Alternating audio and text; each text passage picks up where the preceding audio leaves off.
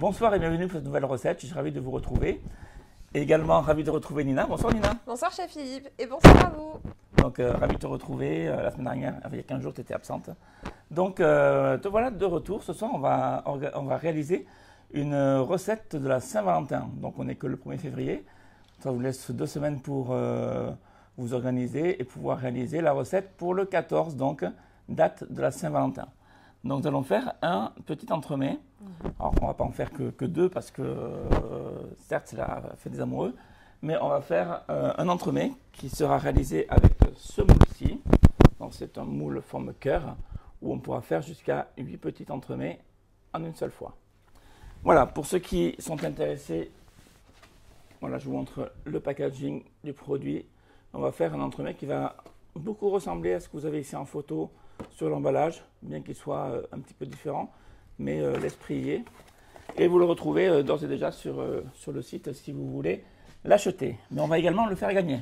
Oui, alors effectivement, on vous a gâté pour Noël, on ne vous oublie pas pour la Saint-Valentin. Donc nous avons un nouveau jeu concours qui vous permettra de gagner ce moule Silicomart pour réaliser la recette à la maison.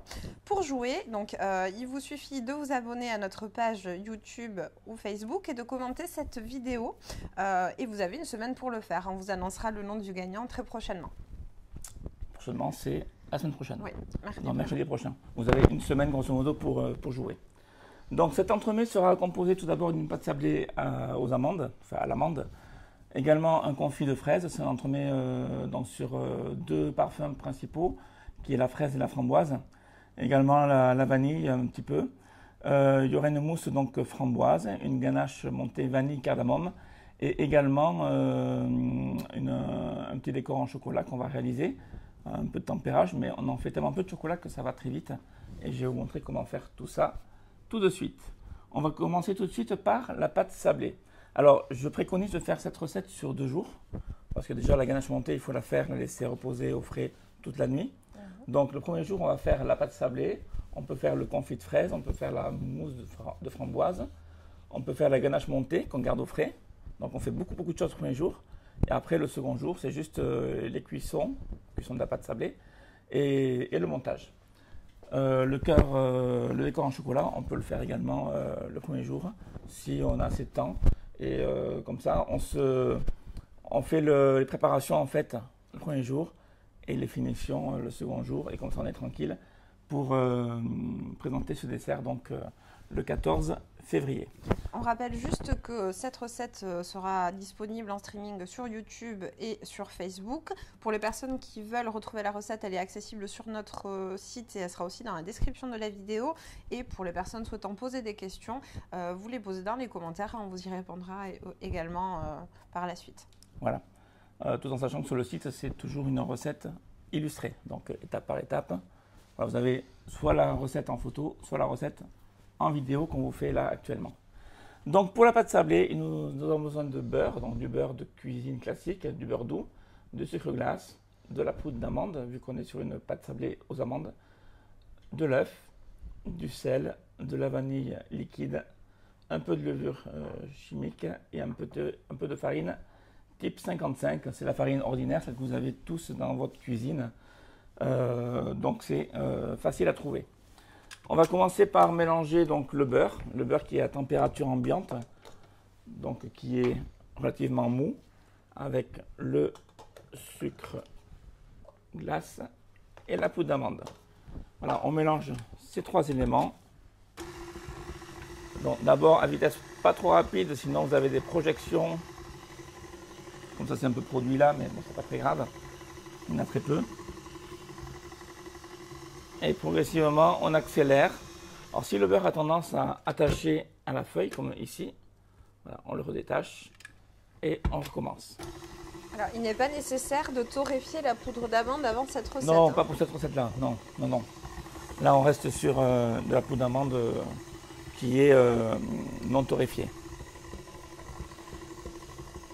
Et donc c'est un biscuit sablé qu'on a fait avec de la poudre d'amande, mais on pourrait l'adapter à d'autres recettes. On pourrait faire la même recette avec la poudre de noisette, avec la poudre de pistache, avec la poudre qu'on veut, tout en sachant qu'on aura bien sûr le petit goût du fruit sec qu'on rajoute. D'accord. C'est pas une pâte sablée classique nature. Voilà, là le beurre a commencé à se fragmenter, donc je vais pouvoir accélérer un tout petit peu jusqu'à ce que j'obtienne donc un mélange homogène. Alors, ce que j'appelle homogène, c'est pas qu'il va être extrêmement lisse, c'est que on verra plus les poudres, elles seront mélangées au beurre. Et encore un tout petit peu, j'accélère progressivement. Voilà, on va pouvoir rajouter l'œuf.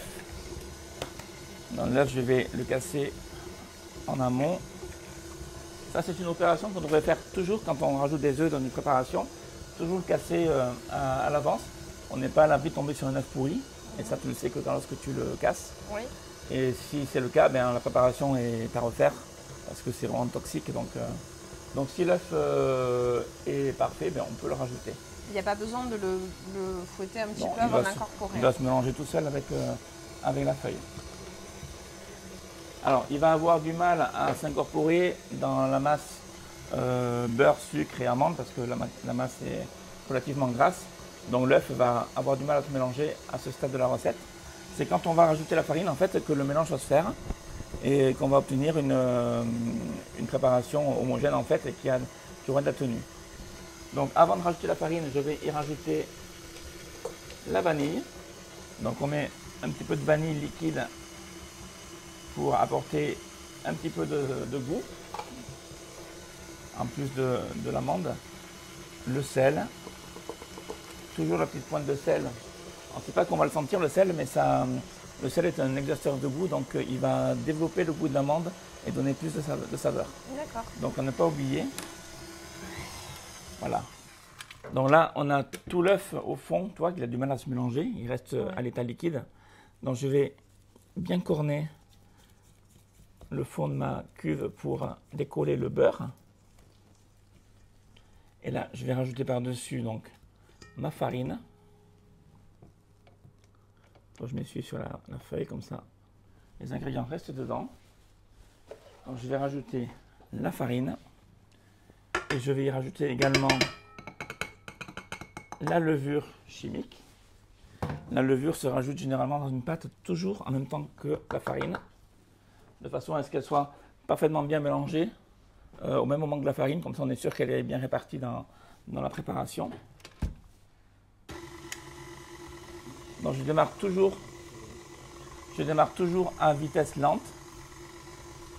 Toujours pour éviter les projections. Oui, sinon tu es sûr que tu retapisses ton plan de travail. Et dès que ça commence à s'amalgamer, on va accélérer un petit peu. Et dès que le mélange est homogène, on arrête. On ne va pas mélanger à outrance, sinon on va avoir une pâte sablée qui, au final, aura un effet un peu carton une fois qu'elle sera cuite. Donc voilà, dès que le mélange est fait, on arrête. Pour les personnes n'ayant pas de robot pâtissier, c'est une pâte qu'on peut faire à la main. On peut la faire à la main, tout à fait. C'est le même procédé, dans le même ordre, on met les ingrédients, sauf qu'on le fait dans un cul de poule avec une spatule. On prend le temps de le faire, c'est un peu plus long. Et on finit à la main Très bien. Au bout du compte. Voilà, donc notre pâte est prête. Tiens, je vais te donner le robot. Voilà, on va donc l'abaisser directement. On va gagner un petit peu de temps dans le sens où on ne va pas la mettre en boule, la mettre au frais, attendre qu'elle refroidisse, l'étaler, attendre qu'elle refroidisse à nouveau pour la détailler. On va l'étaler dès le départ. Ainsi, on gagne une étape. Et quand on sait qu'en pâtisserie, il y a beaucoup d'étapes et beaucoup de choses à faire, ben, ce n'est pas négligeable.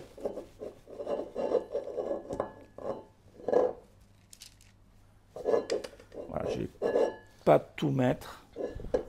On a un peu plus de pâte qu'il ne faut pour la recette. Mais à savoir que cette pâte se conserve très bien, donc avec l'excédent de pâte, vous la mettez en boule et vous la conservez très bien dans votre frigo pendant quelques jours.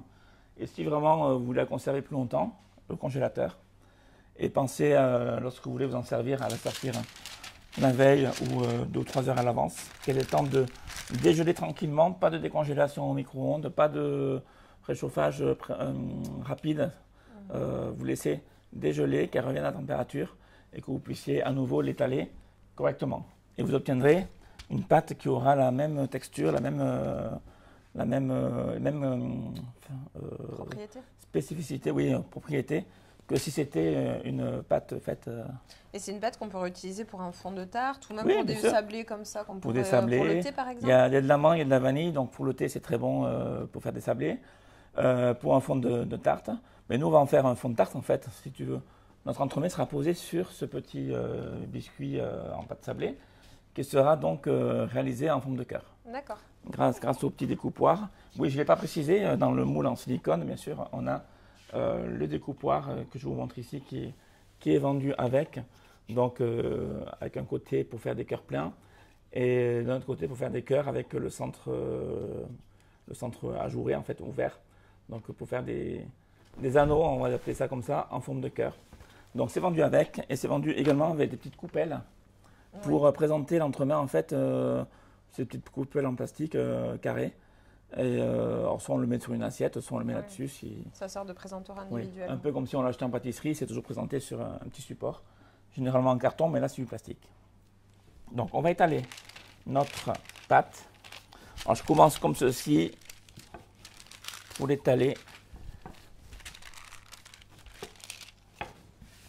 Alors je vais dans tous les sens pour essayer de l'étaler sur toute la surface du papier.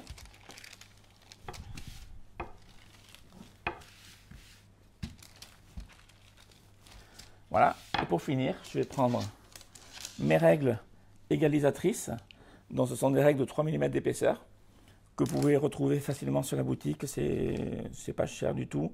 Sinon, encore mieux, à la maison, vous pouvez les faire vous-même en achetant une baguette de bois en magasin de bricolage. Comme ça, vous choisissez l'épaisseur que vous voulez. Oui. Vous les retaillez un peu plus longues, ça serait bien, 50 cm, un peu comme le rouleau à pâtisserie. Et ainsi, vous êtes beaucoup plus à l'aise pour étaler. Et c'est des produits que vous aurez à la maison à moindre coût et qui sont quand même utiles assez régulièrement.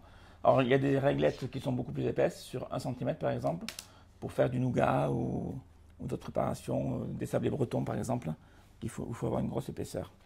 Voilà, comme ça, vous choisissez vraiment l'épaisseur que vous voulez. Donc, je me sers de ces réglettes pour étaler ma pâte. Je mets ici, on me verra mieux. Pour étaler ma pâte sur l'épaisseur de mes réglettes, donc que j'aurai sélectionné. Et je n'ai plus qu'à appuyer avec mon rouleau jusqu'à ce que ma pâte atteigne en fait l'épaisseur. Et je ne pourrais pas aller en dessous de cette épaisseur-là. Donc je suis sûr d'avoir une pâte parfaitement régulière. Donc on ne s'inquiète pas si on a un peu de pâte qui sort de oui, la ça peut feuille, sortir un peut petit arriver. peu. J'ai pas tout mis exprès parce que ma surface de feuille était un petit peu limitée pour la quantité de pâte que j'ai. Mais si ça sort un petit peu, je vais te le faire, ça sort très peu, voilà, ça reste collé sur mon rouleau, c'est pas grave du tout. On ramasse l'excédent, voilà, et on le remet avec le restant. De la pâte. Tout à fait. Donc, ce qui est important, c'est d'avoir le dessus de votre pâte, votre papier sulfurisé qui est bien lisse. Donc, avant de le mettre au frais, on repasse un dernier coup. Si c'est nécessaire, on peut décoller le papier pour le retendre un petit peu avant de repasser un petit coup de rouleau. Et là, on va être bien. On n'a plus qu'à mettre donc notre... Non, pas tout là. Je vais prendre ça. Sur le dos de la plaque, vu qu'il y a des bords, pour que ça reste bien à plat.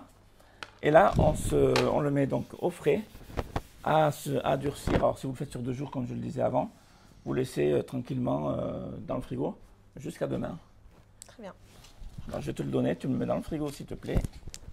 Et tu me ramener l'autre plaque qui est déjà prête et qui est déjà bien refroidie. Alors ici, on ne va pas faire la recette un petit peu dans l'ordre comme vous la feriez à la maison, vu que ça se fait sur 2 jours. Donc, on est dans le biscuit pâte sablée amande, on va aller jusqu'au bout de la recette. En fait, on va faire le détaillage et la cuisson en direct. Alors pour cela, il me faut une plaque à pâtisserie. Il va me falloir 2 toiles silicone. Ici, c'est la toile Silpin, c'est une toile ajourée. Vous voyez, on y voit à travers. Alors, ce n'est pas obligatoire d'avoir cette toile. Vous pouvez le faire avec une toile silicone classique. ou sinon vous le faites avec papier sulfurisé. N'allez pas acheter les toiles exprès pour faire ça. Ça serait vraiment bête de dépenser de l'argent là-dedans. Vous l'achetez que s'il y a vraiment une utilité dans le futur. Donc ma pâte est ici bien refroidie. Je vais commencer par la décoller des papiers. Donc en retirant la première feuille. Je la retourne et je m'en resserre pour l'avoir comme base parce que je vais la retourner. Je vais la retourner et puis je vais retirer la seconde feuille. Alors, le temps de prise au froid. Elle s'est cassée, mais c'est pas grave. Donc, c'est très important pour la cuisson après. Oui, c'est important que la pâte se repose au frais pour qu'elle se détende en fait et qu'elle soit beaucoup plus stable à la cuisson. Si on cuit une pâte qui n'a pas refroidi, ben, on risque d'avoir une pâte qui se déforme. Et là, on va avoir une forme bien régulière, une forme de cœur. Donc ça ne va pas être bien. Allez, je vais juste nous enlever le robot, le temps de... Fais-nous un peu de place. Qu'on voit bien, du coup, l'opération de découpage. Donc, vous le faites bien sûr sur une pâte bien froide. Donc, ici, je vais prendre le côté cœur entier. Et je vais découper donc des formes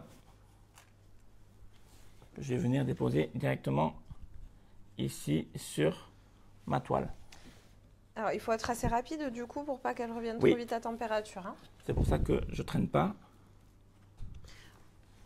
Alors j'ai le four également allumé. Tu fais bien de te retourner dessus. Regardez si t'es prêt. À 170 degrés, que la cuisson se fasse tranquillement. On ne va pas mettre le four trop chaud, sinon ça va colorer de suite et on va avoir quelque chose qui ne va pas convenir. Donc, il nous en faut 8, vu qu'on a 8 empreintes dans notre moule. Voilà, vous pouvez avoir jusqu'à 8 Valentins à table le jour de la Saint-Valentin. Normalement, c'est fait pour les chéris, pas pour les amants. D'accord? Après, les enfants sont aussi les amours de nos vies, donc si vous êtes nombreux... Ah, ben je laisserai mal placé, excuse-moi. D'accord, si c'est des enfants. Là. Et comme il reste de la pâte, bah, si vous avez peur d'en casser un ou d'en avoir un qui n'est pas très bien réussi, vous pouvez en faire 10, 12. Et comme ça, vous aurez un petit peu de marge de sécurité pour le dressage de votre entremets. Donc voilà, vos biscuits sont ici sur la plaque, sur la toile silicone ajourée, et je vais couvrir en fait avec une seconde toile, ce qui va permettre d'imprimer le petit motif quadrillé de la toile sur le biscuit. Bon, ça c'est un détail, mais qui va surtout stabiliser la pâte à la cuisson et qui va éviter à ce qu'elle se déforme. Bon, ça devrait se passer bien sans, mais si vous le mettez, c'est une sécurité en plus. Donc malgré le fait qu'on ait mis de la levure, on ne va pas avoir une pâte qui va lever. Hein. Ah non, non, non, du tout. D'accord. Non, non. On va avoir une pâte qui va être croustillante. Donc, on enfourne à mi-hauteur à 170 degrés. On va mettre une minuterie pour ne pas l'oublier. On va partir sur 12 minutes. Et voilà. Donc, pendant ce temps, on va réaliser la suite. À savoir le confit de fraises. Alors pour cela, il nous faut la plaque de cuisson. Il va nous falloir également donc la purée de fraises que j'ai ici. Donc purée de fraises, c'est de la ravifruit, également du sucre en poudre et de la pectine NH. Donc pectine NH que vous pouvez remplacer par de la gélatine si vous le voulez. Dans cet entremets, ça passera bien parce que on va faire le confit. On va pas le faire gélifier et puis le refouetter. On va le faire gélifier dans le moule cœur et on va pas y retoucher. Donc ça pourrait fonctionner. Si je préconise la pectine NH, c'est pas pour vous embêter, c'est que la gélification de la pectine est différente de la gélatine, donc elle est plus adaptée, plus appropriée pour la recette. Mais comme je viens de le dire, je le redis, la gélatine pourrait convenir dans cette recette-là. Après, pour le dosage, ben, il faudrait faire des tests, mais je pense qu'avec une feuille et demie, voire 2 feuilles, donc on est sur du 3 voire 4 grammes de gélatine. Si vous utilisez la gélatine en poudre, vous obtiendrez un résultat satisfaisant. Donc je mets ma purée de fraises. Purée de fraises, donc on est au mois de janvier. On sera en février, enfin on est en février. Et c'est pas de saison, donc utilisez les purées de fruits. Mais si vous voulez faire cet entremets durant la saison estivale, c'est-à-dire cet été, utilisez des fruits frais, ça sera aussi bien. Il faut juste savoir qu'il faut les sucrer à hauteur de 10% pour obtenir un produit équivalent. Pour les gens qui n'aiment pas les fruits rouges, les fraises ou la framboise, on peut utiliser une autre type de purée de fruits oui, avec les mêmes proportions. On pourrait faire des fruits exotiques, mangue, passion, on garde les mêmes proportions, tout pareil. D'accord. Donc, je fais chauffer tout doucement ma purée. Je vais mélanger à ma pectine mon sucre en poudre. Il n'y a pas beaucoup de sucre, donc je mets tout. S'il y avait beaucoup plus de sucre, je mettrais les 3/4 du sucre dans ma purée et le quart restant, je le mélangerai à la pectine. Alors, on mélange toujours une pectine avec du sucre pour son incorporation, pour éviter les grumeaux. Si on la mettait comme ça, brute dans la préparation, même en mélangeant, on est sûr d'avoir des grumeaux qui vont se former. Là, ça va beaucoup mieux se mélanger et s'incorporer. Donc, dès qu'on a les premières fumées qui se dégagent de la casserole, donc ça va aller vite, toi, ça commence à frémir. Oui. Donc, dès que c'est tiède, on va dire ça comme ça. Voilà, toi, les fumées. Bon, vous ne les voyez pas à la caméra, mais c'est très très léger. Je rajoute mon mélange sucre-pectine en agitant au fouet. Et là, je vais hausser mon feu jusqu'à une ébullition. Et je vais maintenir cette ébullition pendant 1 minute. Alors, pour ceux qui ont des questions concernant les différents types de gélifiants, pectine, gélatine, agar-agar, on avait fait un live en expliquant les différences d'utilisation et de résultats. Donc, n'hésitez pas à repartir vers ces vidéos-là pour pouvoir vous aiguiller selon vos choix de préparation sur un produit ou un autre. Si vous avez une gélatine à acheter, enfin du moins à avoir dans votre cuisine, ça serait pas une gélatine, un gélifiant, ça serait pas un produit mais au moins 2, ça serait la pectine NH pour faire donc tout ce genre de préparation confite en fait, un peu comme une confiture, qui n'est pas la gélatine pour faire la confiture, attention, c'est juste pour avoir cette texture marmelade. Et la gélatine, qu'elle soit bovine, porcine ou de poisson, ou halal, si on a d'autres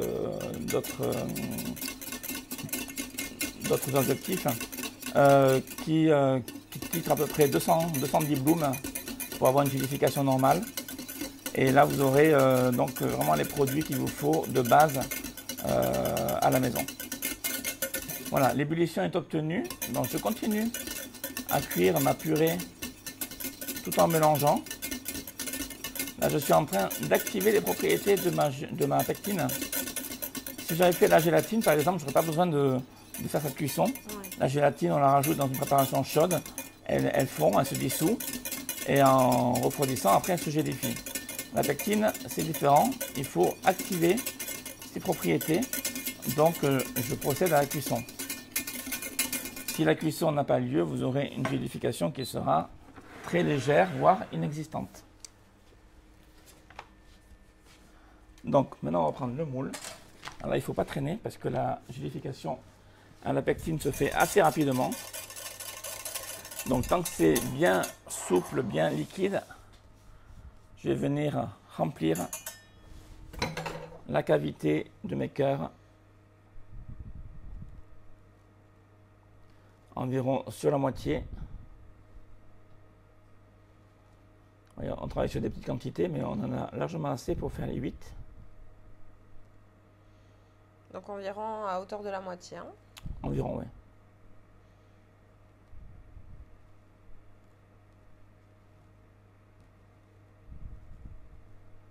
Voilà. En fait, on divise la préparation en 8 parts pratiquement égales. Voilà, on secoue un petit peu pour vraiment que le produit se lisse bien. Et là, je vais te donner ça, Nina, et tu vas aller me mettre dans le congélateur. Alors pour les besoins du live, de la recette, on va le mettre dans la cellule, oui. À la maison, vous mettez dans le congélateur, c'est largement suffisant. Donc, je mets les biscuits dans le four, on ne va pas les oublier. Je jette un œil, tout va bien. On va poursuivre tout de suite donc avec la mousse framboise. Alors pour la mousse framboise, il nous faut donc de la purée de framboise. Ici, on va utiliser donc du sucre et de la gélatine. La gélatine que j'ai déjà hydratée. Gélatine qu'il faut mélanger avec de l'eau. Donc on appelle ça de l'eau d'hydratation. Alors ne cherchez pas ce produit-là, c'est de l'eau du robinet ou de l'eau minérale. Oui. Parce qu'on m'a déjà posé la question, donc je le précise, même si ça paraît un petit peu évident.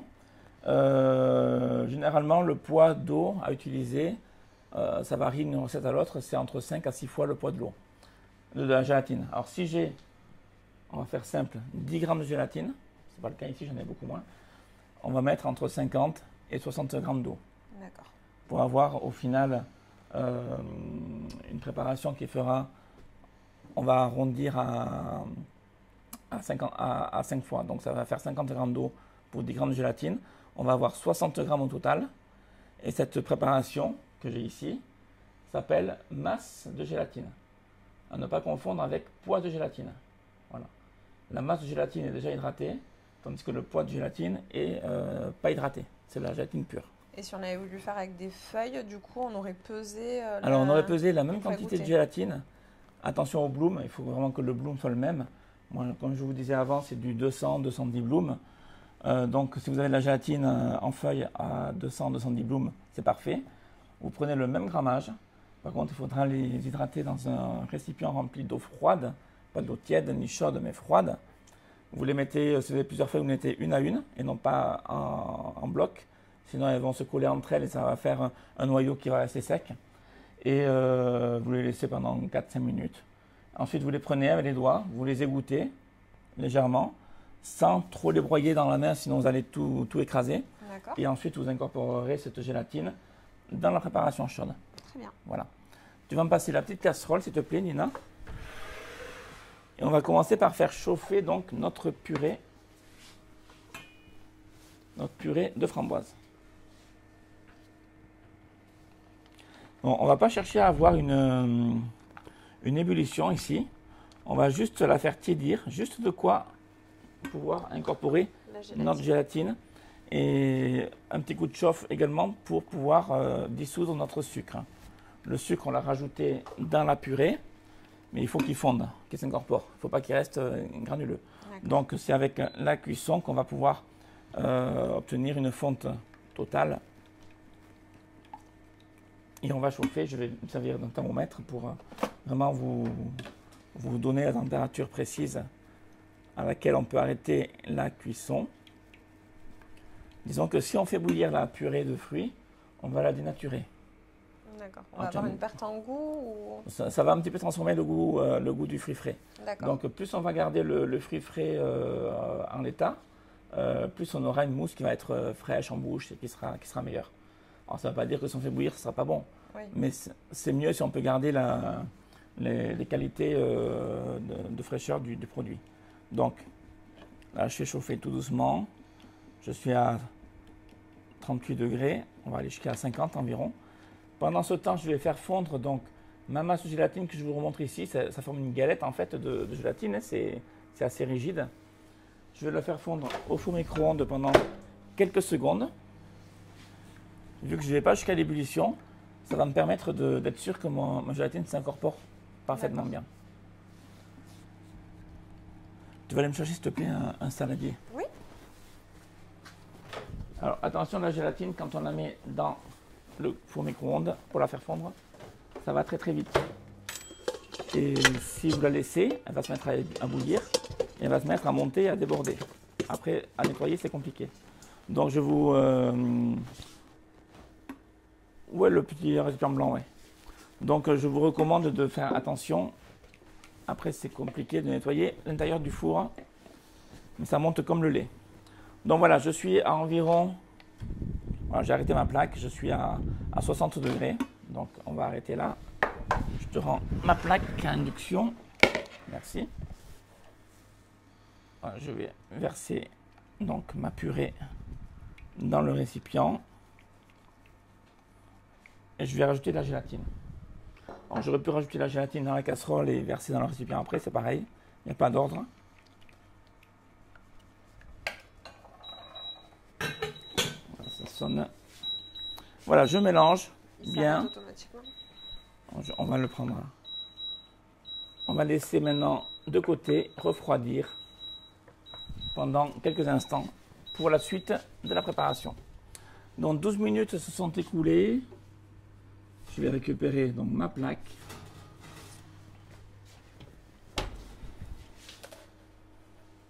Voilà, mes petits cœurs, on les voit par transparence. Ils n'ont pas bougé, ils ont l'air d'être parfaits. On va juste décoller la toile du dessus. Tant que c'est chaud, on y va délicatement. Ils doivent être dorés, ni trop peu. Voilà, ils sont parfaits. Ils sentent super bon.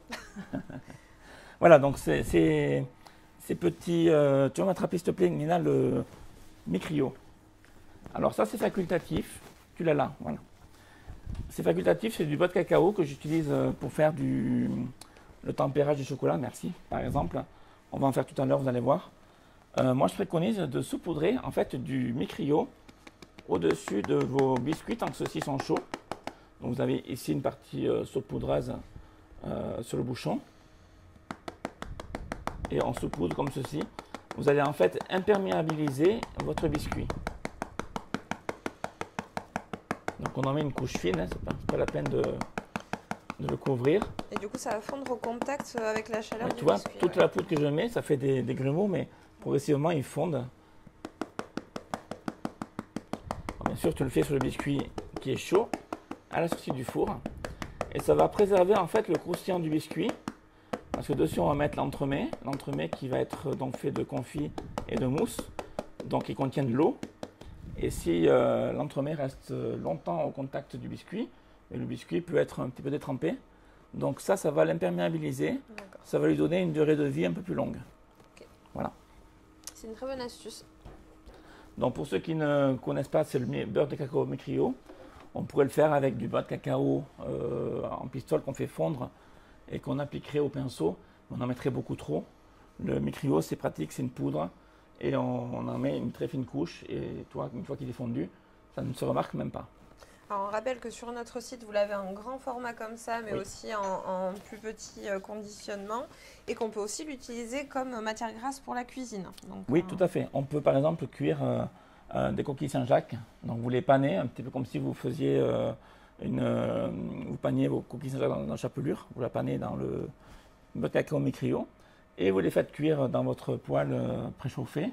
Et vous aurez des coquilles Saint-Jacques qui seront parfaitement colorées. Parce que la coquille Saint-Jacques se cuit très vite. Sinon, on obtient des coquilles Saint-Jacques caoutchouteuses.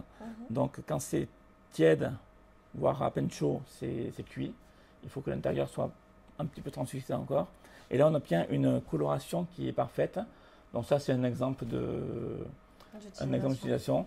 On s'en sert aussi comme gélifiant. On remplace la gélatine dans des mousses avec le beurre de cacao Micrio. C'est-à-dire que c'est lui qui fige et c'est lui qui permet d'avoir une tenue de l'entremets. On a quelques recettes comme avec ce procédé-là sur le site. Bon, ce soir, ce n'est pas du tout le cas. On a un autre usage. Mais il faut savoir que ça existe. Et voilà. Très bien. Et ne pas confondre beurre de cacao Micrio et beurre de cacao qu'on peut trouver en pistole.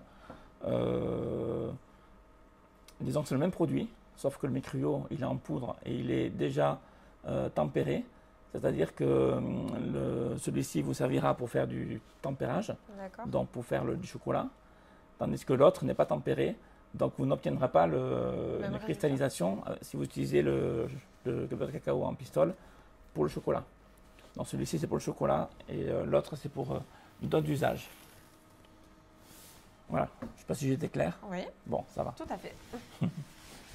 Alors, Donc on va rappelle- laisser refroidir. Pardon, je t'ai J'ai coupé. juste qu'on met en jeu le moule pour réaliser ces sablés et cet entremets. Alors, qui on est ne va un pas moule. remontrer le moule parce qu'il est Voilà. au froid, mais on va remontrer la boîte. Donc, on vous rappelle que du coup, c'est le jeu concours cette semaine pour la Saint-Valentin. Donc, pour participer, il vous suffit de vous abonner à notre page YouTube et Facebook et de commenter cette vidéo.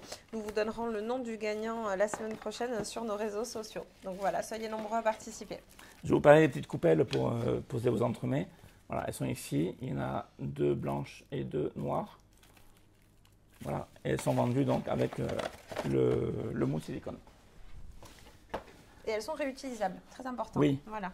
Mais je viens de remarquer en le disant qu'il y a 4 coupelles mais 8 entremets. C'est un peu bête.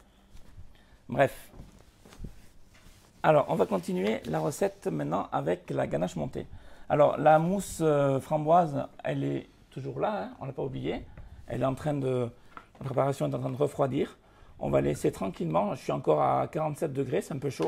Donc, je laisse sur le côté, tranquillement. Et on reviendra dessus dans quelques instants.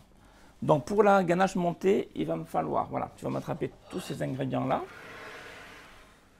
Il va me falloir de la crème. Alors, ici, j'ai filmé la casserole. On va revenir dessus dans quelques instants. Il va me falloir du chocolat blanc. Ici, c'est le chocolat blanc Zéphyr de la maison Cacao Barry et une masse de gélatine déjà donc préparée ici. Donc, gélatine en poudre plus eau.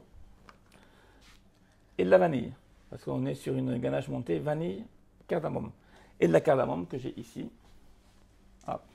Donc, cardamome verte en gousse. Voilà, ça se présente comme ceci, c'est des petites gousses vertes que l'on va faire infuser. Alors j'ai déjà fait infuser ces gousses de cardamome dans ma crème, c'est pour ça que j'ai ma casserole qui est filmée. Donc comme il faut le laisser au moins 1 heure, voire plus, pour vraiment que le goût se développe, infuser, c'est un peu comme un thé en fait, hein, on fait infuser. Donc j'ai déjà ça qui est prêt. Donc là-dedans j'ai mis la crème, j'ai mis les gousses de cardamome sans les écraser, comme ça tel quel, et une demi-gousse de vanille que j'ai grattée, coupée en 2, grattée, et que j'ai incorporée. Donc tout ça c'est là-dedans.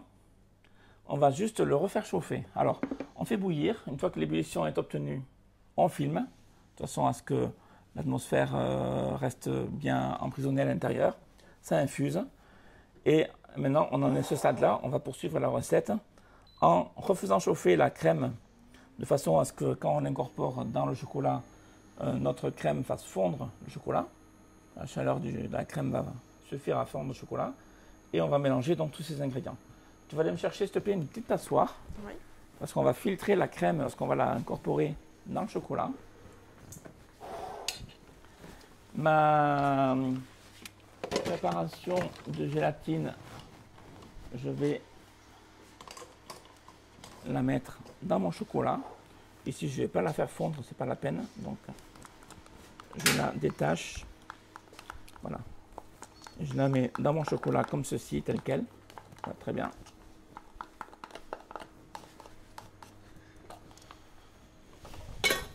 Alors, vous parliez d'une infusion comme un thé, mais c'est vrai que la cardamome, en général, elle vient de la province de Kerala en Inde.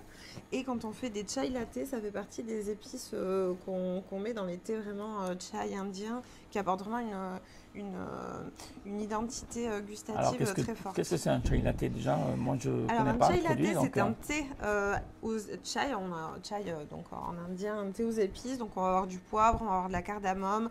On a d'autres épices qui lui donnent une particularité gustative très très intense. Et on l'infuse et on le boit aussi avec un peu de lait. Donc, on peut. D'où le mot latte. Voilà. D'accord. Voilà, l'ébullition est obtenue. Merci Nina pour cette information. Ben si, c'est important. Et ici, je vais donc filtrer donc, ma crème bouillante. Donc, comme on peut le voir, on retrouve les graines de cardamome, on retrouve ma gousse de vanille. Et je vais juste venir écraser un petit peu tout ça. Voilà, que tous les arômes passent.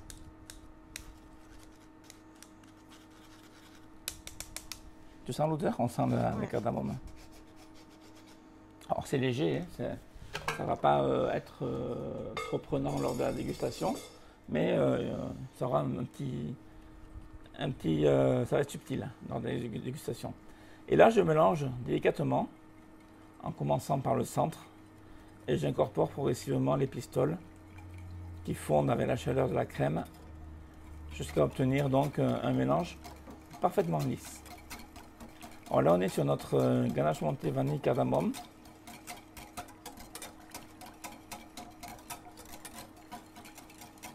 Et lorsque le mélange est fait, on n'a plus qu'à filmer. Donc, alors ça, c'est à faire la veille. Hein. Toujours, on est sur le jour 1 là. On filme au contact. Très important de ne pas laisser d'air entre le papier et le produit.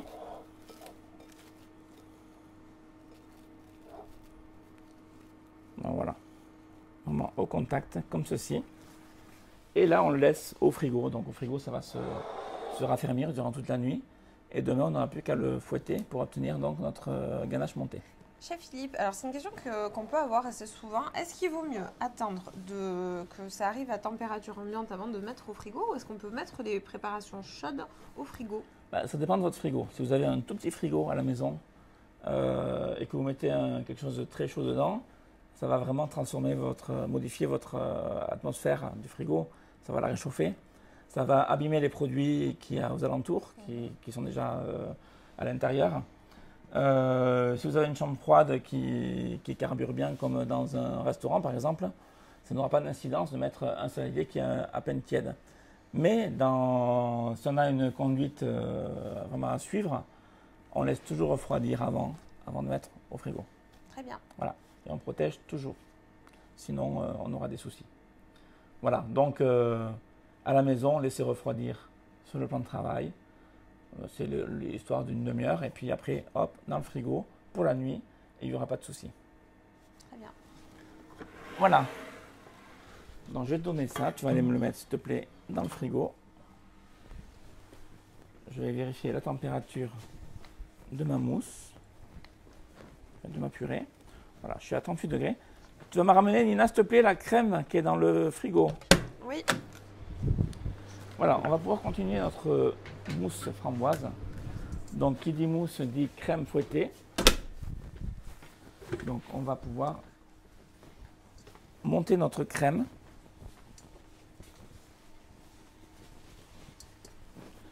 Donc, de la crème, merci, crème liquide à 35% matière grasse. C'est la crème que j'ai gardée volontairement au frais. Alors déjà, le pourcentage de gras est important, donc c'est de la crème liquide entière. Elle fait entre 30 et 35% de matière grasse.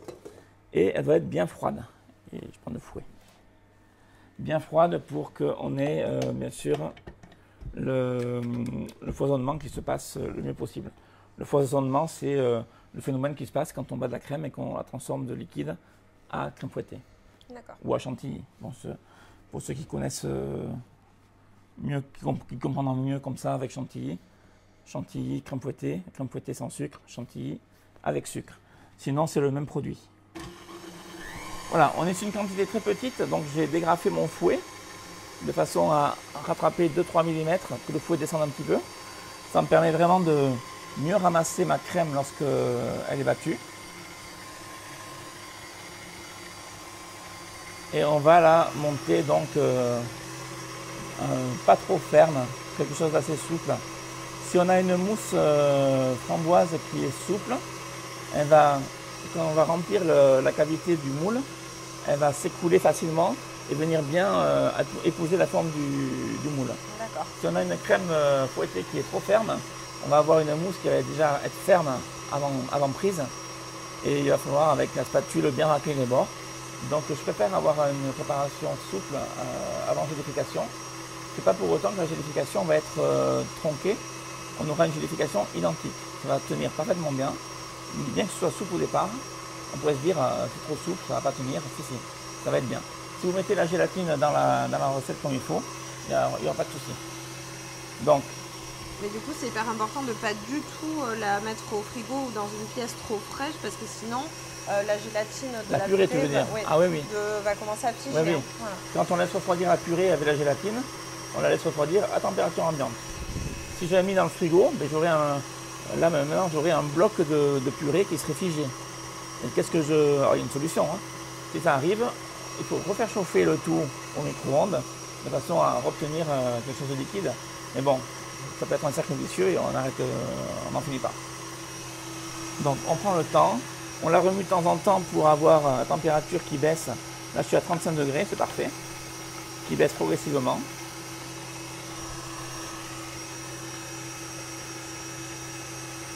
Voilà, je vous montre. On va voir. Hop, je suis à 33,9, 32,7, ça baisse vite, hein, vous voyez. Donc la crème fouettée a un peu de mal à monter parce qu'il y a peu de quantité. On va attendre un petit peu que ça se fasse. Donc pas trop ferme, hein, c'est ça? Non. Et toi, il y aurait eu plus de quantité, ça serait monté beaucoup mieux. Là, quand il y en a peu, elle est peu fouettée parce que c'est que le bas de mon fouet qui la ramasse en fait. Hein. Et donc ça se fait lentement. Et ça va venir.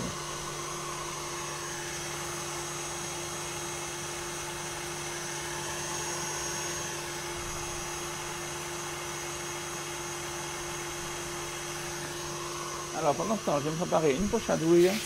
Ça sera pour le dressage de ma mousse framboise lorsque celle-ci sera faite.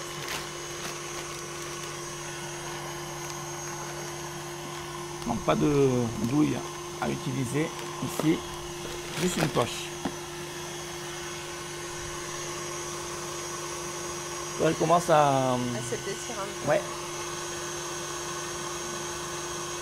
Elle foisonne, c'est le terme. Donc on le remarque parce que les fils du fouet laissent une trace en fait sur le dessus. Elle s'épaissit légèrement.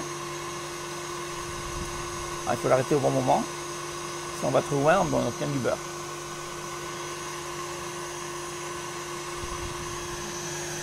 Alors, on va être bientôt prêt.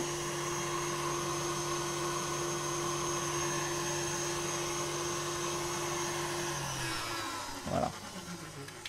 Alors moi ce que j'aime bien quand je monte de la crème, parce qu'on ne se rend pas trop compte en fait de la texture quand on la voit, vous voyez elle est très souple, quand je baisse ma cuve elle coule encore. Pour bien me rendre compte de sa texture, je te mets ça là, j'aime bien terminer de monter ma crème à la main. Et j'ai vraiment un meilleur ressenti et je peux vraiment me rendre compte de la texture qu'elle a.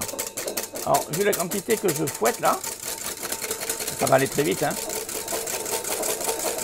J'ai fait 20 tours de fouet déjà, elle a foisonné un peu plus. Ouais.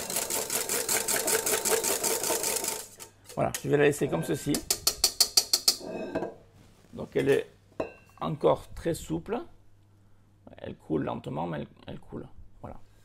Et là, je vais venir donc l'incorporer dans ma purée de framboise. Je peux tout mettre d'un coup. Donc on fait l'inverse, alors c'est pas la purée qu'on incorpore? Non, généralement c'est la crème qu'on met dans la purée. D'accord. Alors généralement on le fait en 2 fois. Mais vu que là on est sur une quantité très petite, je vais tout faire d'un coup. Voilà. Et par contre le mélange, je ne vais pas le faire au fouet, je vais le faire à la spatule, donc délicatement.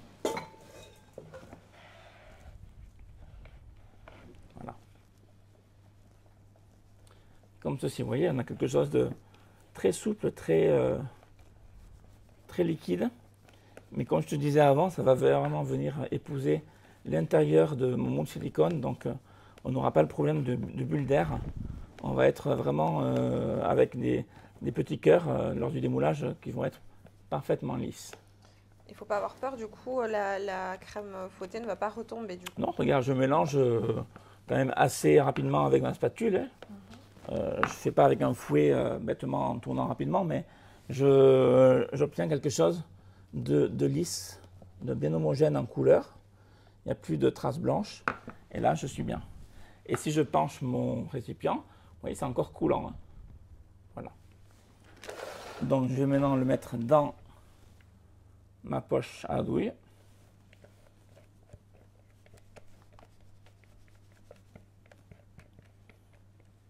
Donc vous aviez calculé les quantités pour 8 cœurs, c'est ça? Là, j'en ai un peu plus, toujours un peu plus. En pâtisserie, il vaut mieux avoir un peu trop que manquer. Okay. Donc on en aura pour les 8 cœurs, mais il en restera un petit peu dans la poche. Que vous pouvez mettre dans une verrine, dans un petit récipient à part. Il y a toujours des gourmands qui traînent autour de nous pour venir picorer dedans.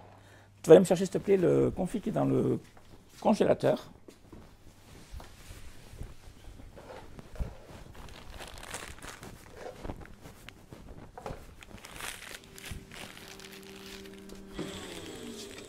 Voilà, je fais un nœud à ma poche à douille. Je peux le faire sur une poche jetable comme ceci. Bon, ça c'est facultatif, mais au moins le produit est bien emprisonné à l'intérieur et il sera facile à travailler. Merci. Donc voilà ce qu'on obtient. Notre confit de fraises est totalement congelé. Bon, nous on a une cellule de refroidissement. C'est pour ça que ça a été vite. Un peu plus vite, ouais. À la maison, vous aurez le même résultat, mais avec un peu plus de temps dans le congélateur. Donc, je vais venir faire un tout petit trou au bout. Alors, je fais un petit trou parce que ça me permet de réguler en fait le débit. Si je faisais un gros trou de 1 cm ou 2 cm de diamètre, dès que je vais verser, ça va tomber rapidement. Là, je vais verser et ça va tomber délicatement et je peux vraiment contrôler mon débit et remplir mon moule jusqu'à hauteur. Alors justement, si ça met un peu plus de temps à congeler à la maison, on peut laisser la mousse à la framboise dans la poche à douille au frigo le temps que... Non. Et non, ta mousse elle va se gélifier dans ta poche. Donc il faut faire la mousse, finir la mousse. D'accord. Lorsque tu es pratiquement prête à venir combler l'empreinte de ton moule.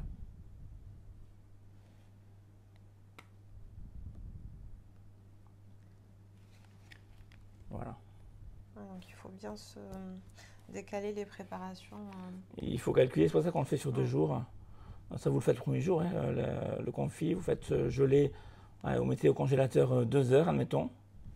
Et ensuite vous faites la mousse et ça sera prêt quoi. Là vous prenez le moule et vous le secouez bien. C'est pour vraiment que le produit s'étale à l'intérieur. Il ne faut pas avoir peur, il ne faut pas hésiter. Si c'est nécessaire, on en rajoute un petit peu. On se rend compte là que c'est un peu creusé, donc je peux en rajouter un petit peu. Ici ça va, ici aussi. Voilà, et je tape à nouveau. Et pour finir, je vais venir lisser donc avec une spatule. Alors, en calcul de coulure, je vais mettre un papier dessous.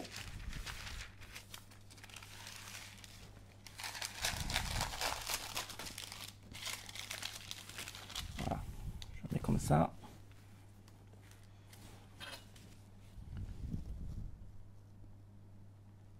Voilà, je viens de tirer tout simplement comme ceci. Voilà, tu vois, il y a une coulure, si on a bien dosé, il n'y a pratiquement pas grand chose sur la spatule.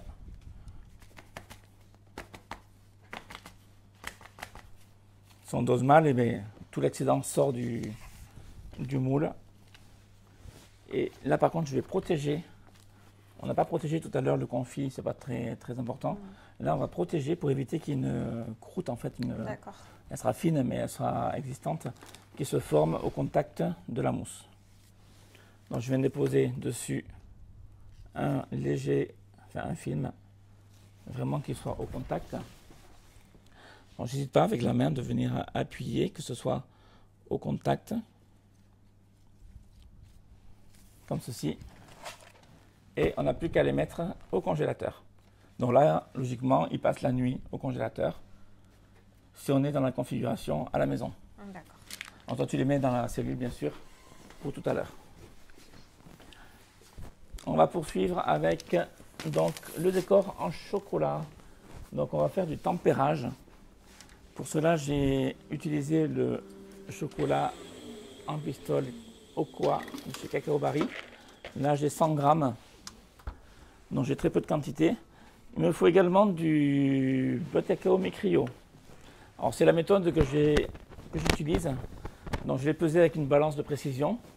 Comme j'ai 100 grammes de chocolat, il me faut 1% du poids de chocolat en beurre de cacao, donc il me faut 1 gramme.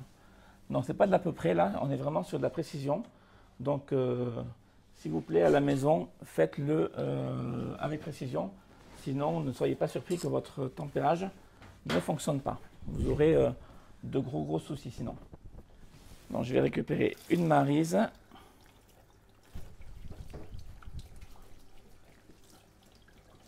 voilà. Donc là, on va le faire au micro-ondes aussi. Au micro-ondes, oui. D'accord. Donc, si vous faites comme moi, là, récupérez une maryse qui était dans l'évier, vous l'essuyez parfaitement bien parce que le chocolat n'est pas copain avec l'eau. Donc, il ne faudrait pas qu'il y ait de l'eau qui reste sur la maryse lorsqu'on mélange le chocolat. Donc, ici, j'ai mon Micrio, voilà, que j'ai pesé. Mon chocolat, 100 grammes, c'est suffisant. Et on va commencer par le faire fondre par étape de 20 secondes. Alors, mon four est à puissance maximum, environ 900 watts. Et on va donc faire chauffer 15-20 secondes. On va remuer, 15-20 secondes, remuer. Je vais utiliser mon ami, qui est le thermomètre laser. Alors, ce n'est pas le thermomètre qu'on va utiliser le plus couramment en cuisine, mais pour le chocolat, c'est vraiment le thermomètre idéal. Vous voyez, laser. Il y a le petit point rouge là sur ma main, donc il prend la température vraiment où le point rouge touche. Et vous avez une température de surface. Et là, c'est vraiment parfait pour donc cette application qui est de chocolat. Voilà, je remue. Alors, si on faisait fondre le chocolat en une seule traite, admettons, je mets 2 minutes et puis on laisse chauffer. En fait, on va brûler le chocolat. Et là, on va avoir quelque chose qui ne sera pas bon du tout. Donc, c'est pour ça qu'on le fait progressivement. Par période de 10 à 20 secondes. Voilà. Et c'est important à chaque fois 20 secondes, 10 c'est pas assez. Hein, c'est ça? Oui, à chaque fois on remue et on remet. On peut se rendre compte qu'à la première fonte, là c'est pas le cas parce qu'il y a peu de quantité, mais si on faisait fondre 200-300 grammes de chocolat, on pourrait se dire à la première fonte, il n'y a rien qui a fondu. Si le phénomène de fonte commence à démarrer, même s'il n'est pas visible, mais il est présent. Voilà, je mélange, je contrôle ma température, je suis à 34 degrés. Et là, on va chercher à atteindre les 50 degrés. Pour le chocolat noir. Pour le chocolat noir. Alors, 50 degrés, pas plus. Pour le chocolat noir, il faut situer entre 45 et 50. D'accord. Pour le chocolat au lait et le chocolat blanc, c'est 45 maximum. Il faut vraiment arriver à 45. Quand vous approchez de la température qu'il faut, c'est-à-dire les 50 degrés, et que vous remettez au four, parce que admettons, vous êtes à 44 degrés, attention, ces derniers petits degrés qui restent, ça monte très vite. Donc là, c'est vraiment des temps de fonte qui sont de plus en plus courts.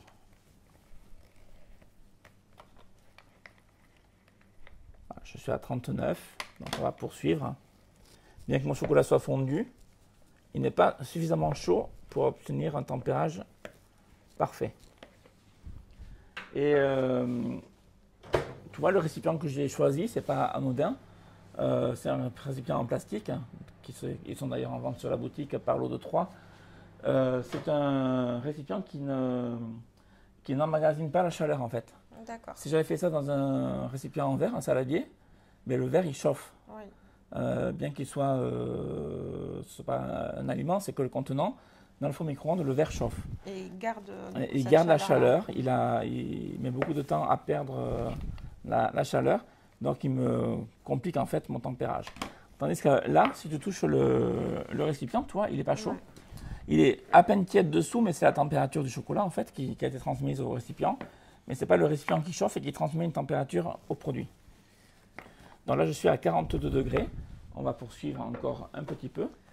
Alors, on rappelle que c'est important de choisir un chocolat de couverture. Oui, de couverture, voilà, très de important. Sinon, de préférence fluide.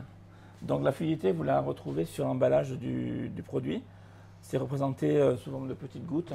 Donc là, le chocolat Okoa, il a 4 gouttes sur 5, donc ce qui représente une très bonne fluidité. Ah, je suis à 49, tu vois. Donc 49. Je suis resté 3 secondes de plus, je dépassais la température qu'il fallait. Donc là, pour le micro-ondes, c'est terminé. Mon récipient est toujours froid, sauf au fond légèrement tiède.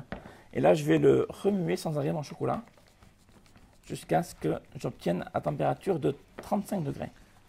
Donc, pour le refroidir rapidement, je le fais monter sur les parois de mon bol.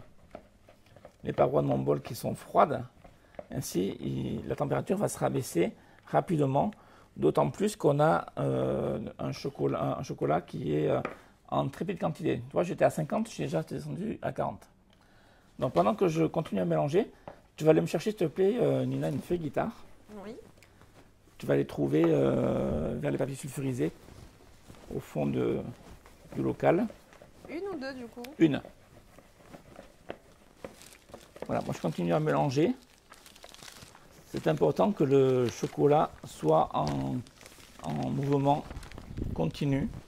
Donc on ne s'arrête pas, on ne le laisse pas refroidir comme ça en le laissant sans être muet. On le mélange constamment. Donc vous parliez de l'indice de fluidité, on peut estimer qu'il faut minimum 3 gouttes à peu près sur l'emballage. 3-4 gouttes, oui. Et c'est chocolat de couverture. On ne fait pas ça avec un chocolat acheté en grande surface, qui est vendu en plaquette, qui est plus un chocolat à manger comme ça, avec un morceau de pain que à pâtisser. Voilà. Là, on est vraiment sur des chocolats de qualité. Un chocolat de couverture va vous servir aussi bien à faire des moulages en chocolat, comme c'est un petit peu ce qu'on fait ce soir, comme aussi bien un gâteau au chocolat, une mousse au chocolat, il sera adapté à tout. Tandis qu'un chocolat, entre parenthèses, entre guillemets, spécial dessert, qu'on peut trouver en magasin, ne vous servira qu'à faire une mousse au chocolat, un fondant ou un coulant au chocolat, mais pas à faire du moulage. Puis les saveurs, les goûts, les textures ne sont pas du tout les mêmes. Donc là, je suis à 36 degrés, 36,35,9, ça descend assez rapidement. Donc, je continue à mélanger. Alors ça, j'insiste, c'est à la portée de tout le monde. Il n'y a rien de compliqué. Bon, il vous faut le thermomètre laser, c'est un minimum, le bon chocolat. Et vous pouvez le faire à la maison. Voilà, je suis à 34,7, pratiquement 35. Alors là, je rajoute mon micrio. Donc, je le saupoudre sur mon chocolat et je commence à le mélanger, à l'incorporer de façon à ce qu'il fonde. Avec les 35 degrés de mon chocolat qui me reste, la température est suffisante pour que le micrio fonde et s'incorpore. Il n'y a pas besoin de tamiser le micrio comme Non, ça au non, départ. non, non. C'est du beurre en fait. Hein. C'est du beurre de cacao. Alors, j'essaie de me mettre, voilà, bien en face de la caméra. Voilà, je suis déjà à 31,8 et ma température, tu vois, le fait d'avoir rajouté le micrio, ça a fait chuter de 3-4 degrés très rapidement. Et là, pour le chocolat noir, je cherche à atteindre la température de 31 degrés. Donc on était à 50, 45-50. 35, on rajoute le beurre, le cacao. Et là, on mélange et on redescend à 31 et le chocolat sera tempéré. Alors là, ça va très vite parce qu'on a des quantités très réduites. Si on avait fait avec 1 kg de chocolat, ça serait un petit peu plus long. Donc là, je suis à 31,6. Je dois descendre encore de quelques dixièmes de degré. Voilà, je suis à 30,09, 30,9. Il faut être précis pour ne pas qu'il y ait de confusion. Donc j'ai pris une feuille guitare, à ne pas confondre avec feuille rhodoïde. La feuille rhodoïde sera trop rigide. La feuille guitare, c'est cette feuille qui est très souple. Donc je l'ai coupée en deux avec un couteau. Et je vais venir étaler mon chocolat donc sur une des deux moitiés. L'autre moitié, on la garde à proximité, on en aura besoin dans quelques instants.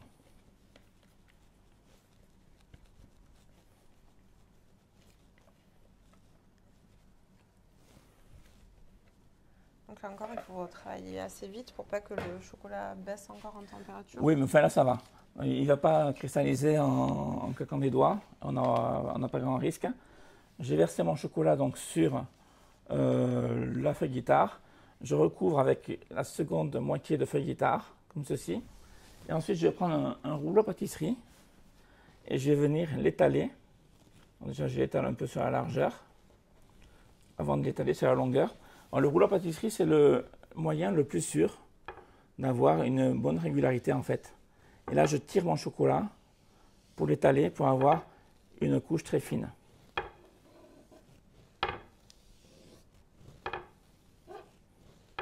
Voilà, mon chocolat va cristalliser en fait entre ces deux feuilles guitare.